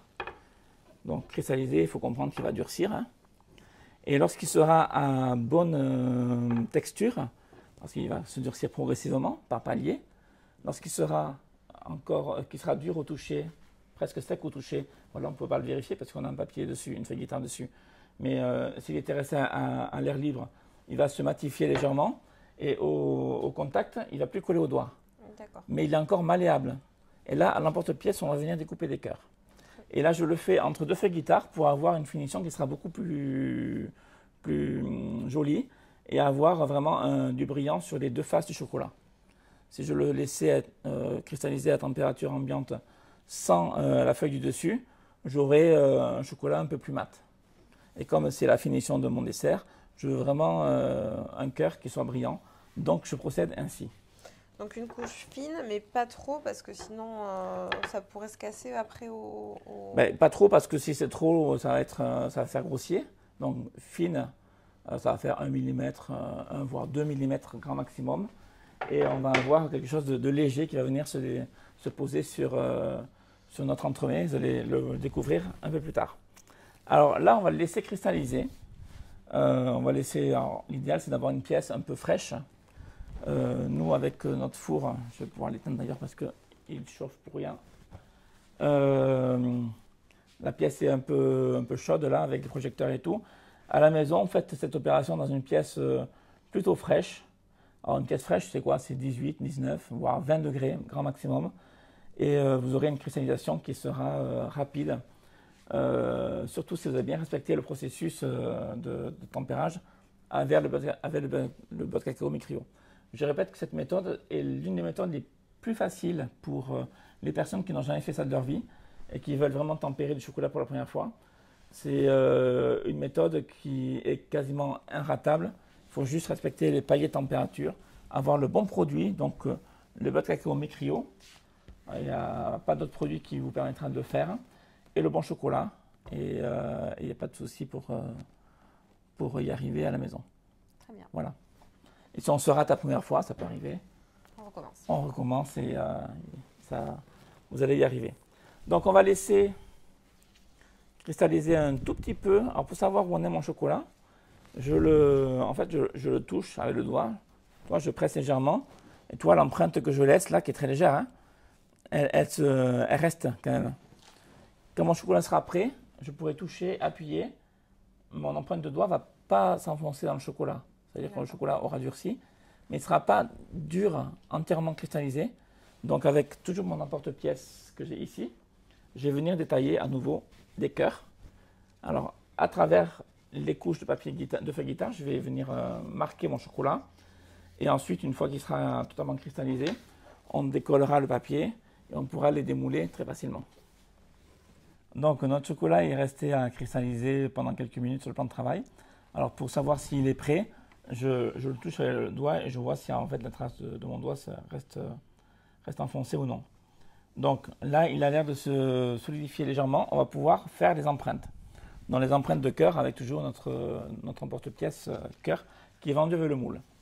Donc on va venir appuyer avec le côté plein, dans le cœur entier, sur le chocolat, de façon à marquer tout le contour du cœur. On appuie bien sûr à travers les feuilles guitare. Les feuilles guitare, on n'y touche pas. On ne les retire pas. Donc, je me positionne et j'appuie fortement. Et je retire. Il faut que le cœur soit marqué comme on peut le voir ici. Si le Si le trait formé par l'emporte-pièce venait à s'estomper progressivement parce que le chocolat revient dessus, c'est que le chocolat n'est pas assez cristallisé. D'accord. Donc dans ce cas-là, on attend encore Un petit peu. 2-3 minutes que le chocolat se cristallise. Donc on fait comme ceci avec toute la surface du chocolat. C'est important de bien appuyer. C'est difficile de revenir sur l'empreinte et vraiment de revenir vraiment sur la marque au même endroit parce qu'on n'a pas beaucoup de visibilité, donc il vaut mieux le réussir du premier coup. Ouais, donc on rappelle bien, on n'enlève pas la feuille de guitare, on fait bien à travers. Hein. Oui, on fait bien à travers. Donc voilà, on fait comme ceci.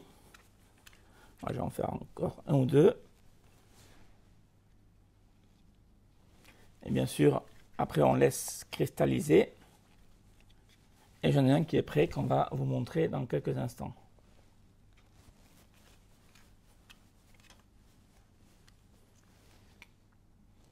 On va faire un ici. Alors une fois que vous avez fait toutes les traces, vous prenez une planche par exemple à découper, quelque chose de lourd, et vous le posez dessus délicatement. Ça c'est pour garder les cœurs bien plats en fait. Si on le laisse cristalliser sans mettre de poids dessus, le chocolat a tendance à gondoler légèrement. Donc on aura des cœurs qui ne seront pas très réguliers. Donc ça, on le laisse de côté pour l'instant. Et tu vas m'attraper donc les cœurs en chocolat qui sont déjà prêts. Alors que j'ai réalisé, merci, que j'ai réalisé hier. Donc vous pouvez le faire à l'avance, vous voyez. Et là, donc le chocolat a bien durci. Et on n'a plus qu'à les démouler. Donc, je prends mon papier d'un côté, je le retire d'un seul coup.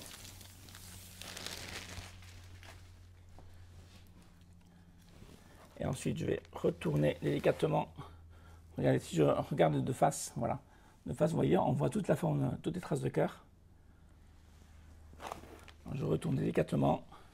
Je retire la seconde couche, enfin, la seconde feuille guitare. Et là, j'ai plus qu'à défaire. Donc, vous voyez, ça se retire presque en un seul morceau. Et on a nos cœurs qui sont donc prêts pour le dressage de nos entremets. Voilà ce qu'on obtient après cristallisation et démoulage. Vous voyez, quand je fais bouger la plaque, on voit bien que le chocolat est brillant en surface. Donc ça, on va le garder de côté pour le dressage. On rappelle bien que tout le matériel est dans la boîte pour faire le moule, hein, que ce soit l'emporte-pièce, oui, tout est à l'intérieur. L'emporte-pièce, hein. donc rouge, voilà. Celui-ci est vendu avec le moule en silicone forme cœur qui est vendu dans cette boîte. Voilà, ça va être plus clair. Donc, tu vas me chercher la ganache qui est dans le frigo. Donc, celle que j'ai faite bien sûr hier. Donc, elle a passé toute la nuit dans le frigo.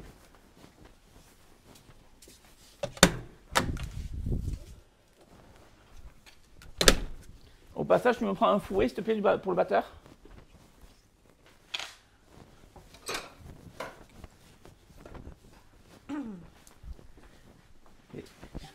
Et une cuve, du coup. Ouais, merci. Donc voilà, la ganache, elle est là, dans ce saladier. Et vous voyez, elle a figé, et en fait, la gélatine a joué son rôle. Maintenant, on va la battre pour la monter. Merci. Donc, on va retirer tout simplement le papier film. On va le transférer dans la cuve.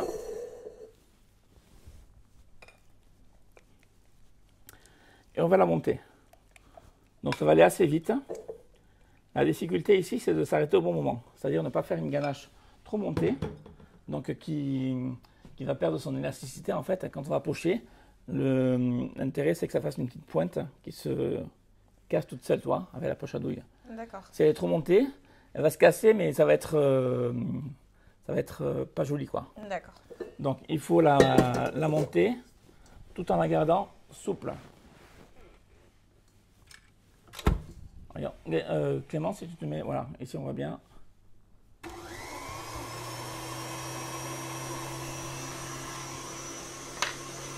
Donc, on garde un œil dessus. Donc là, elle va redevenir lisse. Et après, il y aura l'effet de foisonnement qui va faire qu'il faut vraiment s'arrêter à la bonne texture. Alors, comment le repérer? C'est aux traces laissées par le fouet sur le dessus de la ganache. En fait, c'est comme une crème fouettée ou une chantilly. Plus on va fouetter, plus ça va durcir, ça va tout façonner. Et il faut vraiment bien mesurer ça. Il faut que ça reste souple.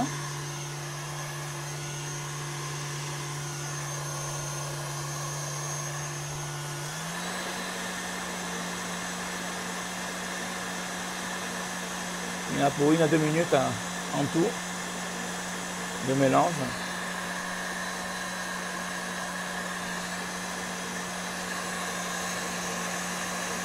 Voilà, tu vois, le fouet commence à laisser des traces de plus en plus importantes. Ouais. Et là, ça peut vraiment virer. La texture peut changer totalement en très peu de temps. Donc, il faut être très vigilant.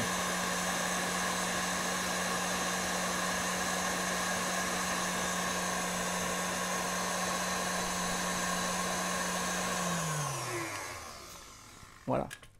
Donc, je vais voir la texture qu'elle a déjà, rien qu'en soulevant de mon fouet, comment ça se présente, toi. Ça fait une jolie pointe qui a de la tenue. Qui a de la tenue, mais sans trop non plus. Au fond de ma cuve, j'ai également une pointe qui je sais pas si on la voit bien, ouais, qui est là au fond. Donc, il y a une texture ni trop ferme, ni trop molle. Ça se tient. Quand on va pocher des gouttes, il faut que ça se tienne, donc c'est parfait. Donc ça, je te le rends par là. On va mettre cette ganache dans une poche à douille. Cette fois-ci, on va y mettre une douille. Donc on va y mettre une douille unie d'environ 1 cm de diamètre, voilà, comme ceci.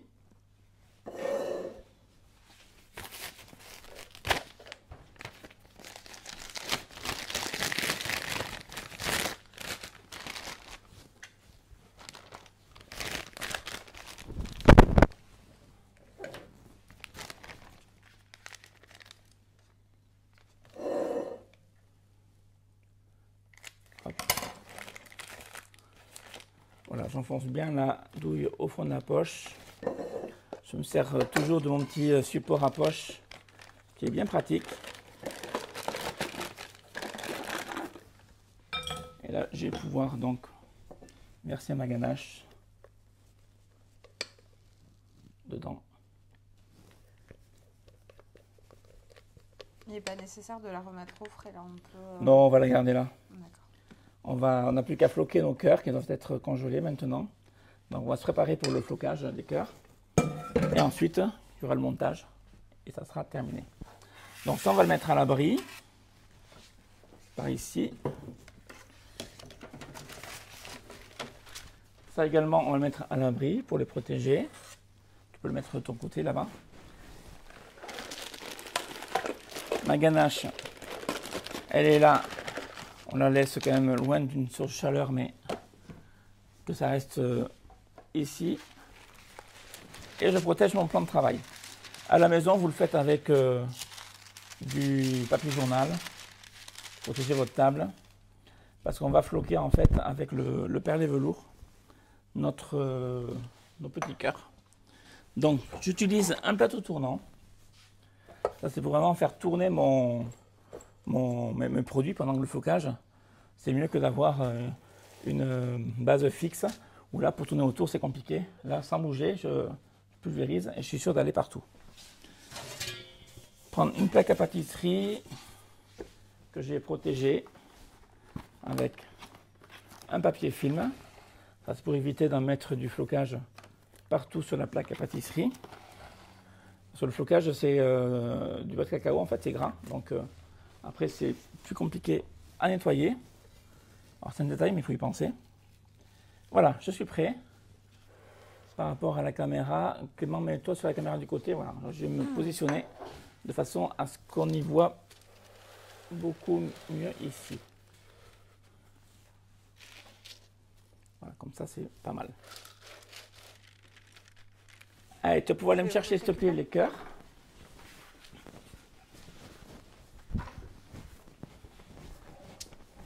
Alors, on va d'abord procéder au démoulage. Donc ça, je le remettrai après.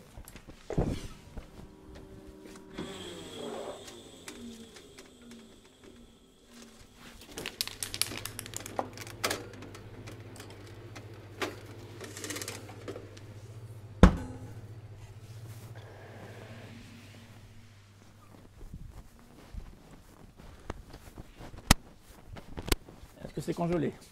Ah oui, ça a bien pris. Il vaut mieux. Attention, c'est froid. Alors, il faut vraiment que ce soit bien gelé à cœur. Donc là, on va aller vite parce que ça va se réchauffer très rapidement vu que l'entremets n'est pas très épais. Donc je retire le papier du dessus et on procède au démoulage.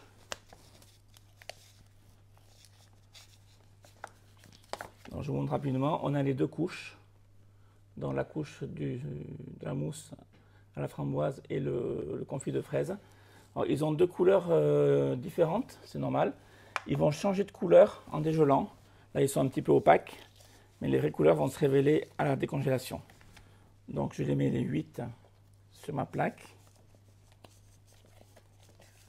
Oh, ça se démoule assez facilement. Oui, oui. Il faut que ce soit vraiment bien gelé à cœur, vraiment très très froid. Sinon, on aura des soucis de démoulage. Ça, c'est important de le savoir. Si votre congélateur a une fonction booster, n'hésitez pas à l'activer la veille du démoulage, que votre congélateur refroidisse bien pendant toute la nuit, jusqu'au moment donc de démouler nos petits cœurs. Voilà. Donc là, on a nos 8 cœurs. Je reviens positionner mon plateau tournant. Je pose par-dessus le tout. Je prends mon spray velours que vous devez connaître pour ceux qui ont l'habitude de me suivre. Pour ceux qui ont fait mes bûches à Noël, par exemple, où je m'en sers assez régulièrement. Donc on secoue bien jusqu'à ce que la bille claque bien.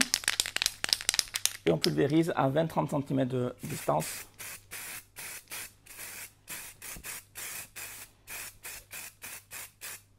Voilà, là c'est loin, un voile léger.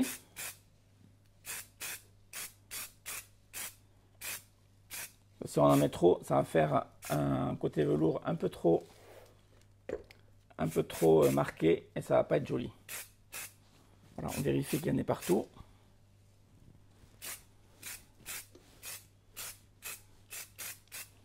Voilà, et c'est un spray velours qui s'utilise sans préchauffage.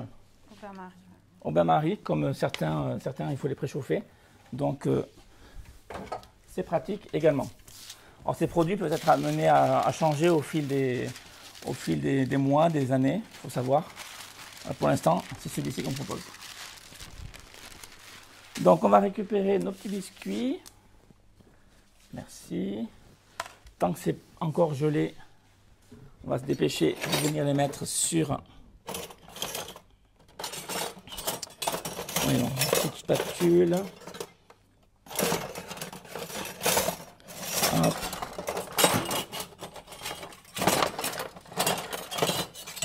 Bon, je vais prendre ça. Ça va faire l'affaire.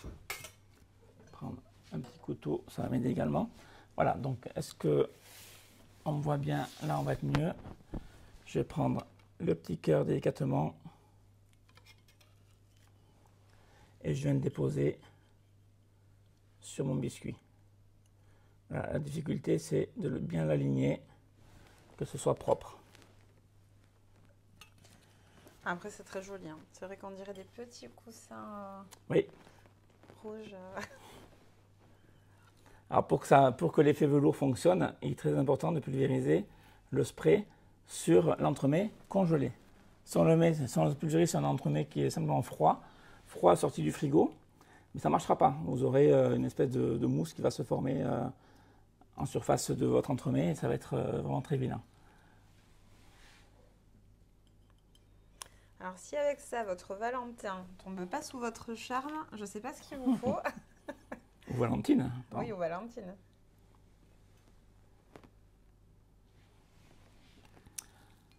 Ça peut être les hommes qui font ça pour leur douce aussi. Hein.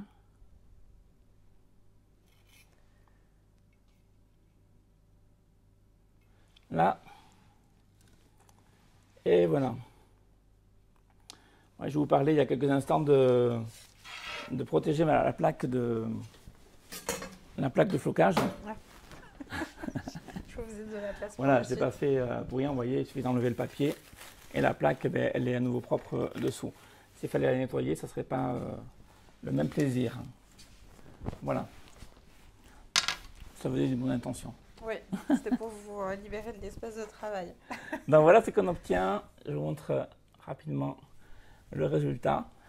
À partir de ce stade-là, on ne risque plus rien. S'il entremet des gels, eh bien, il contient à l'intérieur de la gélatine, donc la gélatine est là pour le faire tenir. Alors, bien sûr, on ne va pas passer 3 heures à faire nos décors maintenant, mais on va finir donc notre décor avec la ganache. À ce stade, on peut le laisser au frigo et venir faire le décor par oui, la bien suite. sûr, oui. Ou est-ce qu'il vaut mieux tout préparer? Non, on peut. Ouais. Ouais. Et là, on va venir donc pocher notre ganache. Alors, il peut y avoir un petit problème de tenue, donc il faut y aller délicatement. Voilà. En fait, il faut écraser légèrement la goutte sur le flocage. Si on ne fait que la déposer, ben, comme c'est un flocage et que c'est pas lisse, ça va avoir du mal à tenir. Donc, on l'écrase un petit peu et ensuite on l'étire.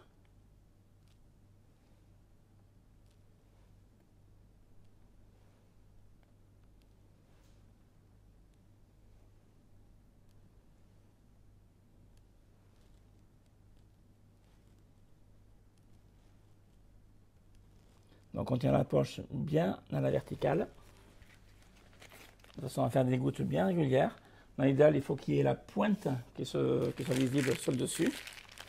Si j'en ai trop monté la ganache, on aurait une cassure qui se serait faite quand je tire la poche. Et là, on ne sait pas bien. Vu qu'on recouvre le tout d'un décor en chocolat, ça peut masquer le problème. Mais la texture ne sera pas aussi bonne non plus en bouche. Ça sera plus granuleux. Et donc là, on fait vraiment le contour du cœur, mais on ne va pas remplir le... Non, l'intérieur, on le laisse vide.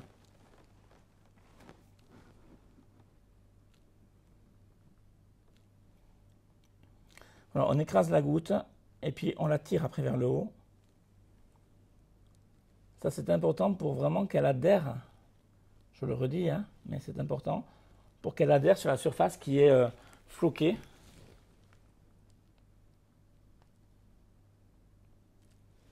Voilà. Alors, je vais faire les autres rapidement. Alors, on le rappelle, pendant que Chef Philippe prépare les autres petits entremets, pour gagner le moule pour notre jeu spécial Saint-Valentin, donc pour tenter votre chance et gagner ce moule spécial Saint-Valentin de Silicomart et réaliser cette recette chez vous, donc il vous faut tout simplement vous abonner à notre chaîne Facebook et à notre page, à notre page Facebook, à notre chaîne YouTube et commenter cette vidéo. Nous réaliserons un tirage au sort la semaine prochaine. Le nom du gagnant sera révélé sur les réseaux sociaux. Mercredi prochain. Mercredi prochain, voilà. Pour tous les autres, sachez que la description de la recette est dans... la recette est dans la description en vidéo. Et vous l'avez aussi sur notre site, donc sur meilleurduchef.com. Dans l'onglet Mes recettes, vous avez une sous-catégorie dernière recette où vous pourrez la retrouver facilement. Pour retrouver tous les ingrédients vraiment utilisés avec les pesées exactes. Oui, et vous avez du coup une recette qui est détaillée et illustrée pas à pas, donc pour vous aider à la réaliser. Et je répète, c'est abordable pour tout le monde. Il n'y a pas de degré de difficulté majeur dans cette recette. Donc si vous voulez impressionner votre amoureux ou amoureuse, c'est le moment de le faire. Et vous avez 15 jours pour vous préparer. Ouais, donc, pour vous entraîner. Là, il n'y a pas de délai trop court. Même la personne qui va gagner le moule pourra s'en servir pour fêter la Saint-Valentin 2023.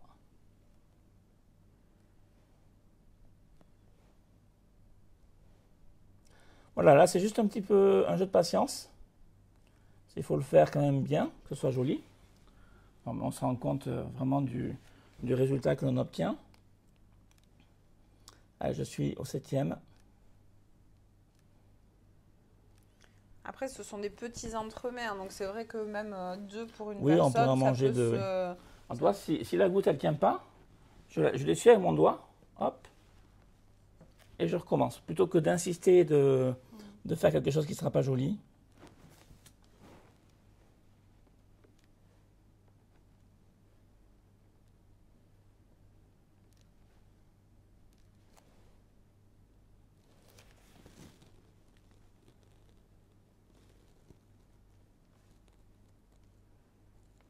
C'est vraiment de toute beauté. Hein. Et encore que, on n'a pas encore finalisé la recette, mais c'est très élégant. Hein. Puis c'est vrai que la ganache montée contraste bien avec le flocage rouge, oui. Donc... Il faut vraiment que le flocage soit léger, soit superficiel. Il ne faut pas insister. Si on insiste trop, on va avoir un rendu qui va s'abîmer dans le temps, si ça doit rester quelques heures dans le frigo en plus. Et qui risque de craqueler même. Souvent quand les flocages faits en beurre de cacao comme ça craquellent, c'est qu'ils sont vraiment trop épais. Donc on a trop insisté au niveau de la pulvérisation. Voilà, je n'ai plus qu'à venir déposer donc le cœur sur le dessus. Donc on peut le prendre avec les doigts, hein, ça craque. Oui, je le prends mais par le côté, toi. Ouais. Et si je le touche sur le dessus, c'est vraiment très rapidement, juste pour l'appuyer un peu sur les gouttes, que ça se tienne. Alors il y a toujours un côté qui est plus lisse que l'autre, donc on choisit bien le côté le plus lisse. Sur le fait d'avoir façonné nos cœurs entre 2 feuilles de papier guitare, il y a une bordure qui se forme, je le montre ici. On voit la bordure.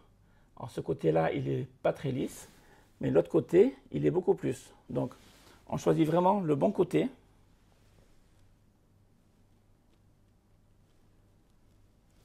Voilà, et on y met le moins possible les doigts. On peut même manipuler ce chocolat-là avec des gants spéciaux faits pour le chocolat. Pour ne pas laisser d'empreinte.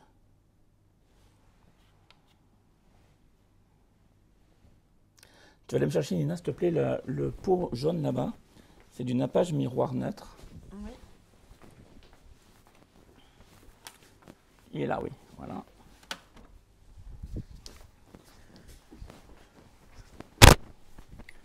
Et ici, j'ai quelques pétales j'ai quelques roses.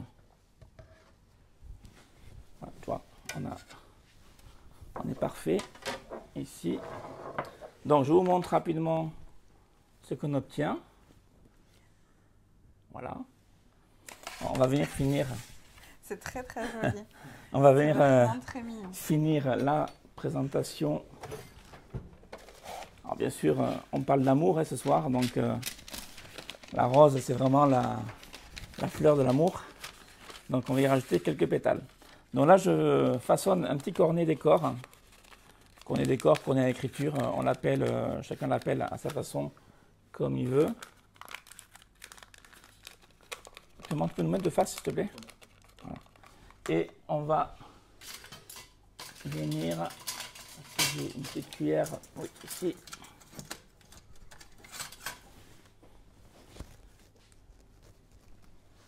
Voilà, prendre un petit peu de nappage. Alors le nappage miroir neutre, c'est cette préparation-là. Je vais juste en prendre la valeur d'une cuillère à café dans mon cornet, sans en mettre partout. C'est l'émotion, chef Philippe, là, vous êtes... C'est la fin. Ça arrive, ça arrive. Quand ça arrive, on nettoie. Voilà, vous voyez, j'en ai mis très très peu à l'intérieur. Ne remplissez pas un cornet décor, sinon vous allez, le produit aura tendance à remonter vers le haut et on vous en mettre partout sur les doigts. Donc, voilà, je le ferme en pliant la partie haute. Hop, on ne voit pas, donc je recommence ici. Voilà. Et là, j'ai mon cornet qui est prêt à être utilisé. Donc, quand je façonne mon cornet, au départ, quand je le roule, le trou est obturé au bout, si je l'ai bien réalisé. Donc, je l'ouvre en faisant toute petite découpe avec le ciseau. Et là, j'ai ma goutte donc, de nappage qui sort. Donc, on va venir décortiquer. C'est dommage d'abîmer. Je vous ai laissé choisir. Là, je vous ai mis ces jolies fleurs. On va venir donc la découper.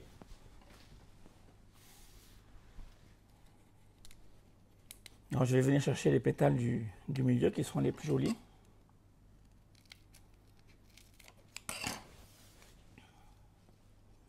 Voilà. Les plus galbés. Donc ça, c'est une question de choix. Hein. Celle-là n'est pas très jolie. Alors, est-ce qu'on pourrait les glacer avec un sirop ou du sucre? Non, tu pourrais les faire cristalliser, mais bon, tu vas te donner du travail pour rien. C'est quelque chose qu'on ne va pas manger déjà, c'est plus décoratif qu'autre chose. Donc, première chose, avant de manger, on va le retirer. Je pense que ce n'est pas utile. Mais faire des pétales de rose cristallisés, la recette est sur le site si vous voulez le faire. Et pour ceux qui n'ont pas de rose, on peut remplacer par des paillettes d'or Oui, on peut mettre de la feuille d'or, oui, tout à fait. Alors, je dépose sur chacune... Attends, je me décale. Toujours le problème de la caméra. Je dépose au centre une goutte de nappage. Ça, c'est pour faire tenir la pétale, hein, que lorsque vous allez déplacer votre plaque, qu'il n'y ait pas les pétales de rose qui s'envolent au premier coup de vent.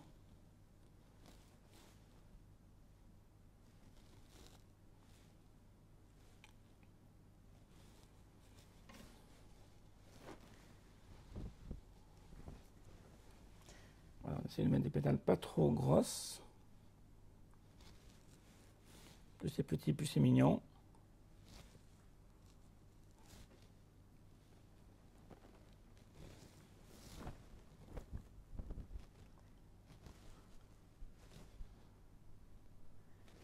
Donc voilà. Et je viens de terminer. Tu vas me trouver, Nina, s'il te plaît, un plat de service, ouais. Par des petites gouttes de rosé. C'est toujours du nappage miroir que je viens de déposer sur le bord de mes pétales de rose. Et ça représente la rosée du matin, en fait. Merci. Voilà, on vient de déposer délicatement sur le bord, la tranche de la pétale.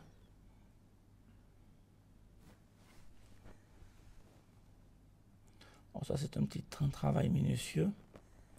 Encore plus minutieux que de pocher à la ganache montée.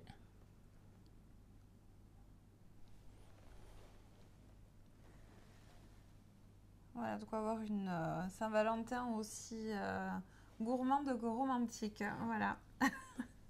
C'est très très joli. Et toi, ce que je fais là, c'est des petits détails, mais c'est des petits détails qui font toute la différence.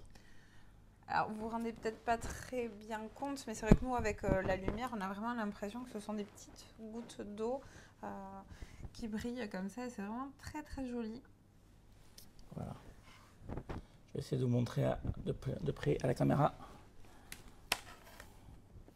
ce que l'on obtient. Voilà, on les voit là, les petites gouttes déposées sur la bordure. Voilà, bon, nous on est une famille nombreuse et on ne fait pas ça en tête à tête, on fait ça avec nos enfants.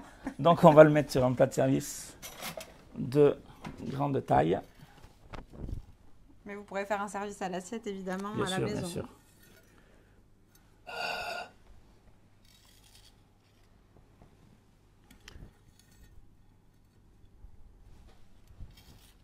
Puis en plus c'est vrai que vu que ça a quand même une forme de petit quart de cercle, on pourrait même le voir presque comme un entrevivipare.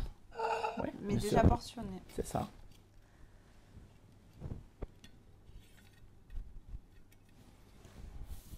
On ne mettra pas les 8 sur le plateau, on va voir. Hop.